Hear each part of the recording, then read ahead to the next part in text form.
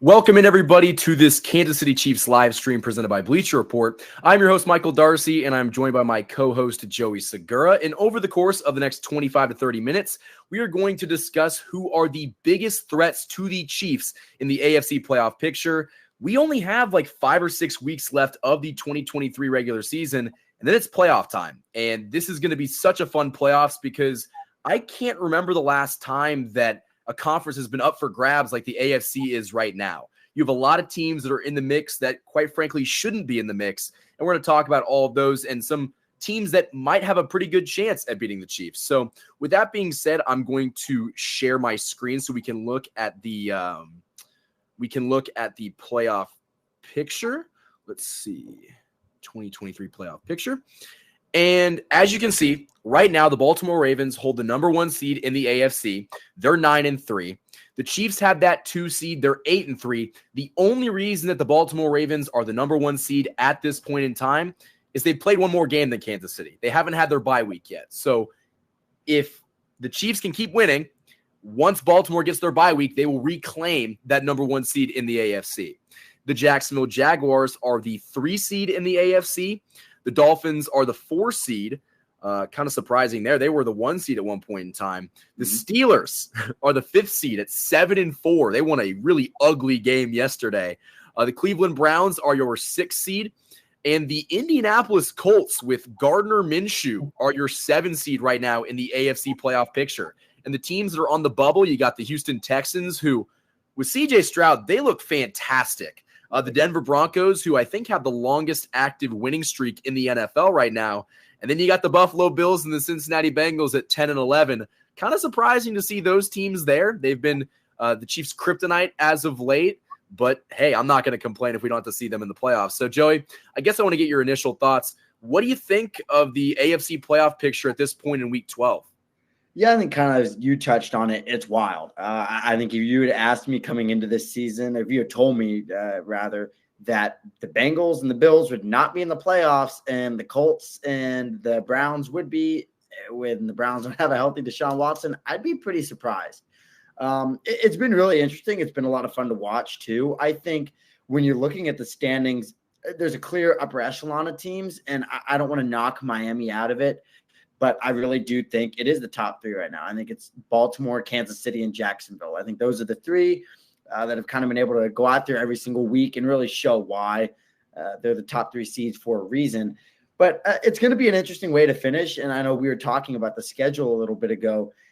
That's what I think you really need to look at, is because at this point in time, the Chiefs really control their own destiny. If they win out, the Chiefs are the 1 seed. There's not a debate about it. I mean, they would be the 1 seed. You even have the potential to lose 1 game because I think Baltimore's schedule to finish out the season is so tough as well. So it's going to be a lot of fun to see it play out. I think it's going to be interesting to watch the bubble race because at this point, I think it's pretty safe to say, knock on wood, no injuries, that the Chiefs will be in the playoffs. So it's going to be interesting to see, are the Broncos going to be able to get in? Is CJ Stroud going to be able to push and get the Texans in? And I really think Buffalo is still going to make it. I do think they're just kind of struggling right now. They played a tough game yesterday against the Eagles, but I think they'll be able to figure it out as well. It's so funny that in a year where the Chiefs have been, quote unquote, the inconsistent team in the AFC, they're still towards the top. And one thing that is worth noting, I think this is so crucial, the 3 and 4 seed in the AFC playoff picture, the Jacksonville Jaguars and the Miami Dolphins, the Chiefs beat both of those teams. Yep. And when it comes down to a tiebreaker or who's got the better conference record, the Chiefs have 2 NFC losses. They lost to the Lions and the Eagles, only 1 AFC loss. And they beat both Jacksonville and Miami. And if it comes down to the point where they each have the same record, the Chiefs are going to get that number 1 seed because they beat them in the head-to-head. So the fact that you were able to handle your business within the conference is so big because, the number 1 seed is huge for the playoffs. If you can get that, you get a bye week. It gives players a chance to rest up, and you also don't have to play a 3rd game to get to the Super Bowl. And so since you handled business in the regular season by beating AFC teams like Jacksonville and Miami, it's going to benefit you in the later on in the postseason because you're going to get that bye where they're not going to get that bye. Exactly. And I mean, the bye week adds so much too. You get an extra week to prepare. You get an extra week for the guys, really almost 2 weeks to the guys' bodies to kind of rest for a little bit. But the main thing to me is you don't have to play in another playoff game. You're not playing in a game where if you have a bad day, you can go home. You're guaranteeing yourself it just takes 2 wins to get to the Super Bowl. 2. And if you've asked me in the past couple of years, if you have Andy Reid and Patrick Mahomes with Travis Kelce, and you just need 2 wins to get to the Super Bowl, I like their chances any year with that. And even this year, it's going to be tough. And I think people are going to discredit, some of these teams that are lower in the standings, like the Steelers or the Browns. But, man, those are good football teams. I know they might not have a superstar quarterback. They might not have a superstar star-studded roster or anything. But, man, those are just good football teams. The Steelers under Tomlin have always played good football. So I think people counting them out was kind of foolish, but it's going to be a lot of fun to watch the way it plays out. And getting that bye is crucial because really, I know the playoff seeding kind of changed a couple years ago where it's no longer first and second seed get it. But for the most part, if you're the first seed, you're the best chance to go to the Super Bowl. And I know that's a lot of it is because that's the best team, obviously in the standings, but it's that getting that extra week off is just huge for a lot of reasons. Oh yeah. Like the Chiefs hopefully could have this 1 seed wrapped up by like week 17. And so you don't have to play guys, but in all likelihood, I think that it's probably going to be a situation that comes down to the wire where Baltimore's still fighting for it, Jacksonville and the Dolphins. But I know off stream, we were talking about the Ravens schedule. Do you want to talk about that really quickly? Cause it does not look easy at all. No, it's horrible. We can pull that up, and it's tough because they also are kind of in a spot where they can't quite control their own destiny. They need Kansas City to lose, but they play the Rams next week, which, or not. This is their bye week coming up. On the 10th, they will play the Rams, which at home for Baltimore should be a win. But then they have to play Jacksonville. They have to go on the road to San Francisco. The Dolphins come to Baltimore, and then they also will host the Steelers in their last game. So you're looking at playing another top 3 team in the AFC, another top 4 team in the AFC, the second best team in the NFC, and another playoff team in the AFC. So out of your final 5 games, 4 of those 5 are against playoff teams. 3 of them, really good football squads too. Not that the Steelers aren't, but the Niners, Dolphins, and Jags are kind of next level. So that's going to be brutal. I'd be kind of surprised if they come out of there with only 1 loss. And that's not saying anything negative about the Baltimore football team. They're a great defense. Their offense is clicking, and they finally found a wide receiver for Lamar and Flowers. But right now, it looks like a tough schedule for them. Yeah, and there's a really interesting comment saying, is anybody entertaining the thought of the Chiefs potentially running the table? And I think that is such a great question, and that's why I'm going to try to pull up the Chiefs' remaining schedule so we can take a look at that really quickly, because I think there is a good chance that the Chiefs could do that. Sure. Let's go ahead and Absolutely. So right now, the Chiefs have already gone through their bye week. They've got no more breaks the rest of the year. In week 13, we play the Green Bay Packers. That game is going to be in Lambeau Field. Jordan Love's looked pretty good. That Thanksgiving game against the Lions, I think showed us something that he could be a really formidable opponent for the Chiefs. You can't take that game lightly because it's on the road and it's a Sunday night football game. So it's prime time. So it's not going to be easy. The following week, you return home to play the Buffalo Bills. And I know the Bills are kind of up in the air right now. They're at 6-6, but I think, the Bills always want to play the Chiefs. And unfortunately, the Bills have the Chiefs number in the regular season a little bit, and not maybe as much as the Bengals, but we'll talk about that. So the Bills, that game's going to be tough. The Patriots are really bad. I mean, the Patriots are a mess. They don't know who's their quarterback. They're really bad offensively. The Chiefs should run away with that game, even if it's in New England. Not super concerned. They return home to play the Raiders on Christmas. That game's going to be a lot of fun. The Raiders, even though they lost pretty handily yesterday, I don't think it's without reason to say that they could potentially steal a game. I don't think that they will, but it's not an easy game by any means. It's a divisional game on Christmas. And then the Chiefs round out their season playing the Bengals at home. I mean, I know the Bengals don't have Joe Burrow, and at that point, it kind of takes them out of it, but the Bengals have always played the Chiefs close. So I do think it's a tough schedule, but Joey, what do you think is going to happen? Do you think they could run the table, or you're going to lose 1 or 2 games? Definitely can run the table. I mean, I couldn't ask for a better schedule to end the season, really, if you were looking at them running the table. So I like their chances doing it. I would also wouldn't be shocked at all if they dropped one, even two, to be honest, because I know we look at the Raiders and we look at the Chargers, and the Chargers are actually a good football team. I just think they're poorly coached. But it's not that they're bad teams, but anytime you play a divisional game, listen, the stakes are higher. The teams see you more often. They know how to play you a little bit closer than these other teams. So I wouldn't be absolutely shocked if we lost the last game at LA against the Chargers. I'd be pretty surprised if they lose at home to the Raiders. But I mean, really, if you break it down, like you kind of said, should beat the Packers. The Bills is going to be the toughest one. That's going to be the one to me that is your highest chance of losing. Buffalo, depending on what happens next week for them, could be coming in with desperation because they're at 500 now. So if Buffalo comes through and say they lose this coming weekend, all of a sudden you come in Arrowhead, you're below 500 with 3 games left to play or 4 games left to play. So the pressure is going to be on them, and that's what's going to be tough for Kansas City. And this team has had a history a little bit of playing down to the competition, which is something I also worry about a little bit. But typically, if they have something to play for, they're going to come out and kick some butt. And I think the fact that they're still playing for this 1 seed, I think that's going to be something that's said throughout that entire locker room for the rest of the season. You guys control it. You have an opportunity to not have to say, oh, man, I wish this had happened, or, oh, we needed this team to lose. And no, you went out. You're the 1 seed. This is on you guys. You control that destiny, and you have a chance to finish the season at 14-3 or 13-4, which, by the way they looked a couple weeks ago, I think people would have been like, oh, man, we'd take that. So it could be a great way to end the season. I think there's definitely a good chance they can run the table and win out, though.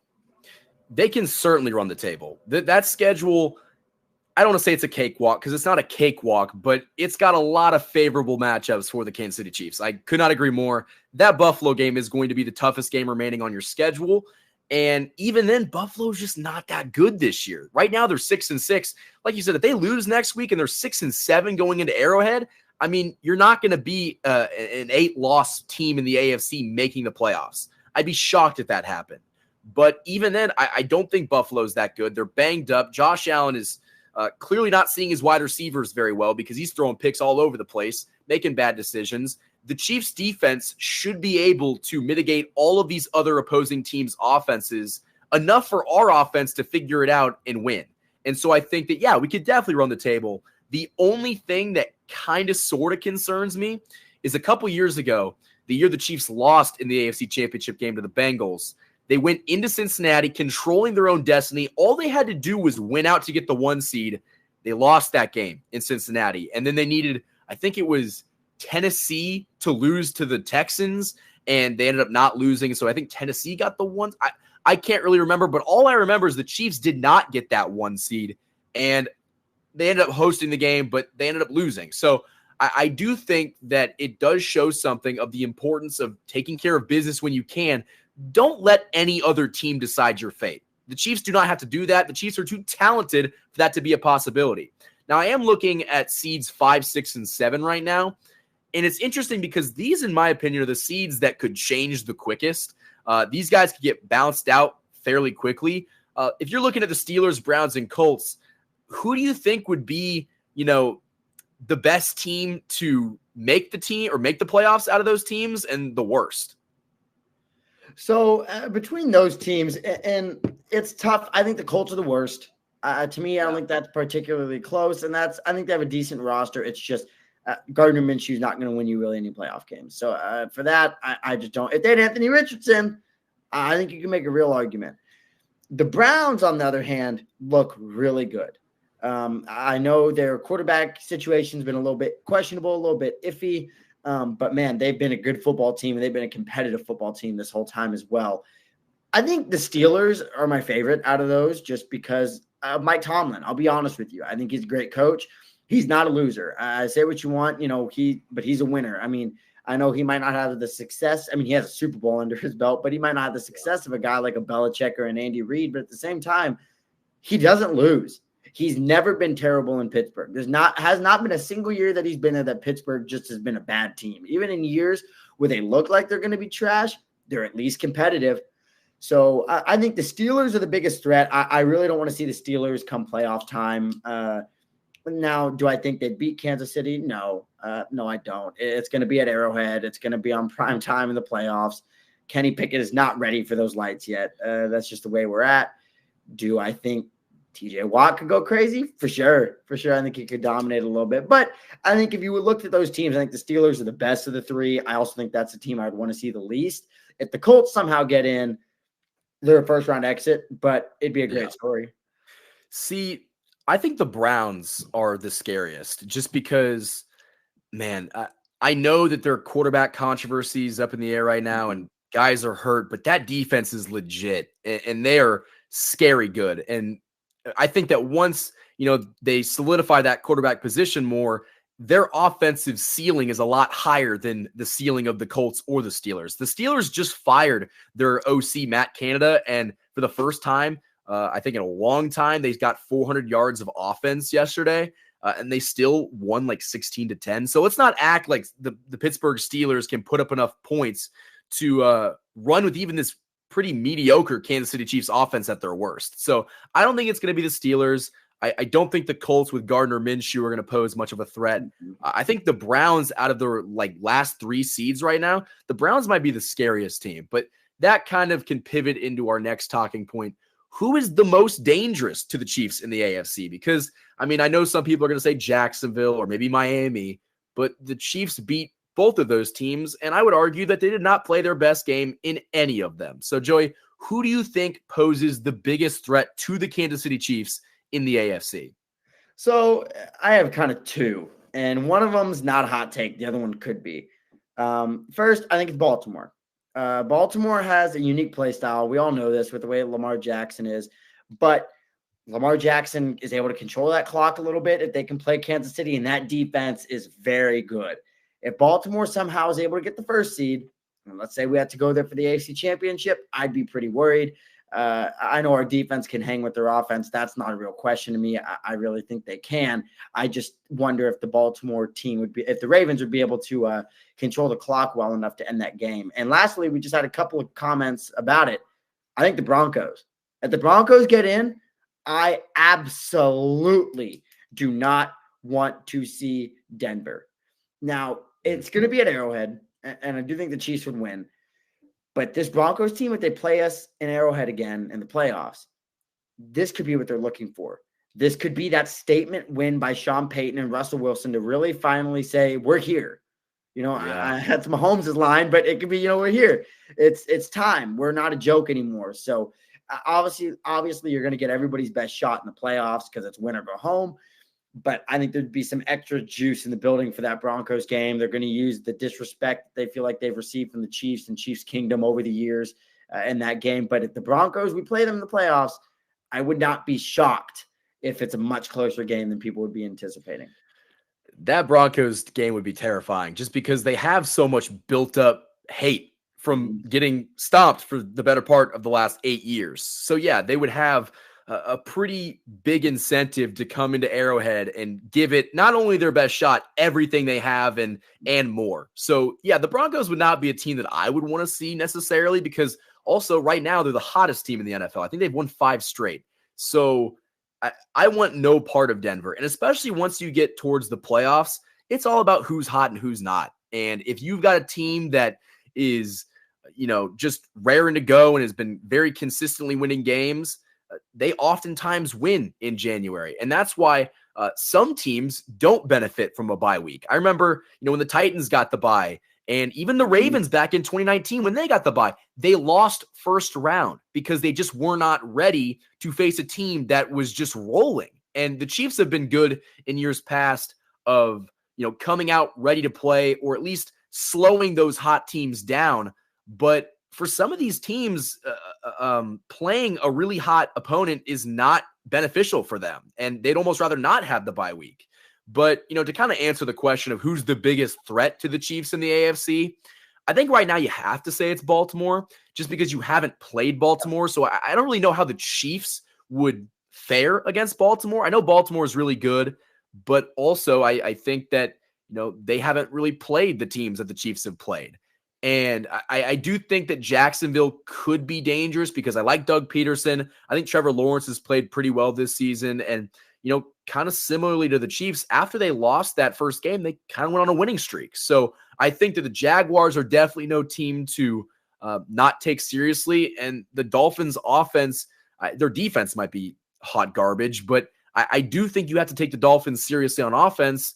And the way that the Chiefs have played offensively this year with how inconsistent they've been, a team with a really hot offense might be just enough to beat this team. Because who knows, if the Chiefs, defense gives up 24 points, I can't say confidently that the Chiefs offense can match that. Yeah, I can't either. And I know we might pivot towards this in a little bit, but I think this offense is hopefully starting to turn the corner a little bit and get kind of a little bit more improved and more consistent on that end. But definitely, I will say the only thing that is keeping me positive in that regard is our defense is not giving up more than 25 points this season. So, I think that's a big part of it. But I think definitely it could be a little bit of a scary situation to play a high-powered offense like Miami in the playoffs. And the fact that our offense hasn't necessarily been able to keep up with it. Well, and kind of going back to Denver's offense is playing really well right now. Russell Wilson, the whole let Russ cook thing where, basically he became a meme last season. He's playing really good football right now. And I think that that's a big part in their success. Their defense has always been pretty stout. But if you look at it, even in the years the Chiefs were beating the Broncos consistently, those games were always very ugly and very close. And so right now, if they've got something clicking with, Russell Wilson and their head coach, Sean Payton, that could be scary because the Chiefs have always kind of had trouble putting up points against Denver. And if you have an offense in the Broncos that can put up enough points to just even match what you've got, that's scary. And honestly, maybe it's Baltimore 1 and Denver 2. I know that might be crazy when you have teams like Jacksonville and Miami in the playoff picture, but man, Denver's not a team I want to see. I agree. I just think they don't have our number. I don't want to say that because it's definitely not the case. They're just tough. I mean, they're a good team. They're well coached now. Russell Wilson seems reinvented, like he's reinvigorated now after a terrible year last year. And so I think they're going to come out and they're going to be a tough playoff team for anybody who has to play them. And I do think the Broncos will make the playoffs.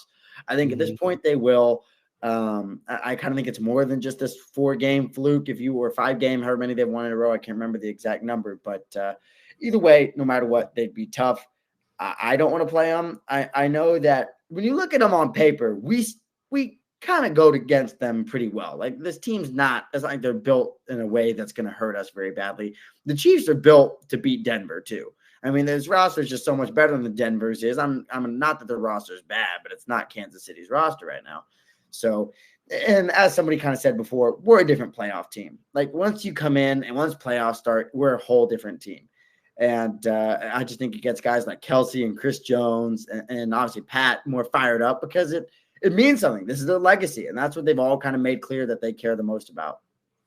It is their legacy. And I do think that the Chiefs will be a different team come playoff time. Mm-hmm. But also, the Chiefs have not really shown much this season to prove that our offensive worries are going to be fixed. Yesterday was a big step in the right direction. I think not targeting Justin Ross and MVS 12 times a game was a good thing. Getting the young guy and Rashee Rice targeted and involved. He was the first receiver this year with over 100 yards receiving. That is giant for this offense. And if you just watched the second half adjustments that they made, they went right down the field in the second half when they got the ball and scored. That was something that we have not seen in weeks. And so, yeah, it is the Raiders defense. They've cleaned house. They fired coaching staff. Jimmy Garoppolo wasn't even playing. It was Aiden O'Connell. But at the same time, man, we have not seen this in a long time. So I'm really excited to see what this offense can do. And if this offense is rolling with this defense, I don't care if it's Baltimore. I don't care if it's the Broncos or Jacksonville or whoever. They're not going to beat the Kansas City Chiefs. Mm-hmm. This comment by Jason asks about Houston. I think Houston is going to be a problem, just not this year. They're going to be a problem in like 2 or 3 years. They're still too young. Yeah, I agree. I think you have to see a little bit of grace period for these teams to get better. I know for us it's a little bit different, but most of this team before Pat got here had already been to the playoffs and they lost the AFC Championship, and that was kind of enough. But I couldn't agree with you more about this game. This Raiders game we just had. They just look good. And the thing is, too, Andy Reid's system is notoriously hard to learn for receivers. It's just tough. There's so many little options and things like that inside this offense. It's hard for them to learn it. So seeing Rashee Rice, his snap share is going to go up. He had a 67% snap share on Sunday. That's the second most that he's had all season. Yeah. And that number is just going to grow. Mahomes clearly trusts him. He looks like he's a great wide receiver and going to be a great wide receiver.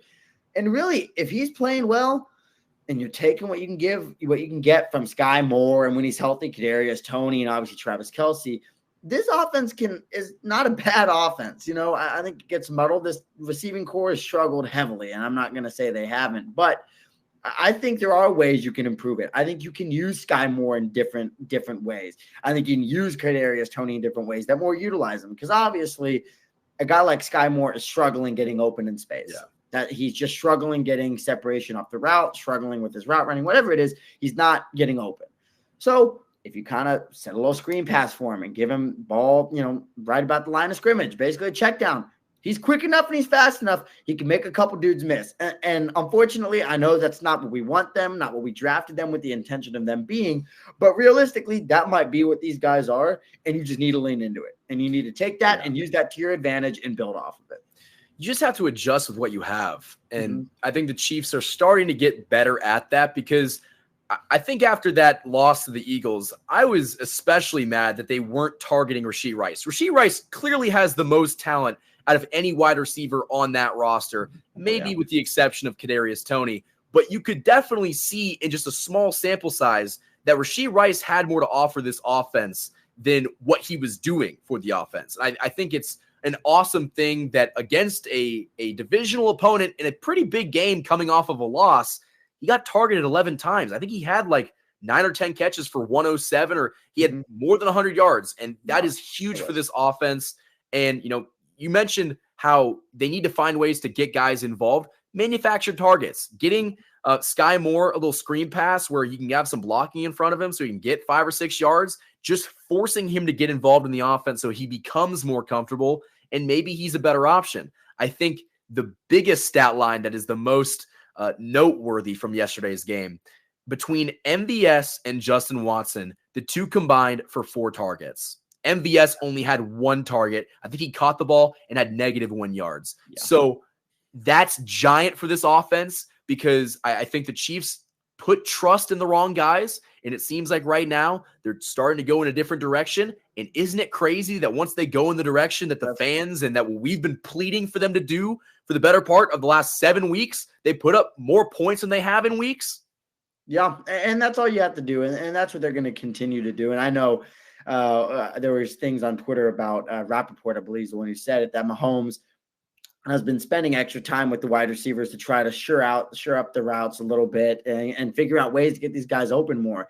And I know Kelce said it before. I think the thing Chiefs fans maybe overreact a little bit is they care. You know what I mean? These guys care. They all want to win. That's their goal. So yes, it's very frustrating to watch them struggle. But at the end of the day, these guys are out here fighting for it. They want to win. They want to have a good enough season that they can get a bag too. So they're out there. They're motivated every single game. And I think they're going to continue to work and continue to improve as a unit. And I really think this offense by the end of the year, after they got down 14-0 to the Raiders, this could be what we look back and we say that's what sparked the Chiefs offensive turnaround. Exactly. At the end of the day, this is their livelihood. Their jobs are on the line. So they're obviously taking this serious. I know it might not have been pretty to see the Chiefs lose in the fashion that they did to the Eagles, but honestly, guys, and especially from what I've noticed from covering this team for the past couple seasons, the Chiefs benefit so much from a loss. And you don't want to have that loss in the postseason, obviously.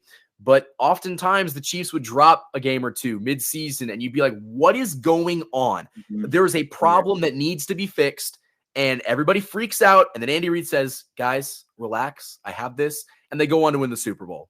So I think everybody needs to kind of take a chill pill. I think we'll be okay. And like you said, this Raiders game, hopefully maybe just sparked the offensive turnaround for the Kansas City Chiefs in 2023. So with that being said, going over it one final time, the biggest threat to the Chiefs in the AFC playoff picture as it stands right now on November 27th, 2023, would probably be the Baltimore Ravens. But I also think teams like the Denver Broncos, the Jacksonville Jaguars, and even the Miami Dolphins could be formidable opponents that the Chiefs are going to have to face in January if they want to play in the Super Bowl. So with that being said, this has been Joey Segura and Michael Darcy. Shout out to our amazing producer, Kennedy. Until next time, guys, thank you for watching this Kansas City Chiefs live stream presented by Bleacher Report.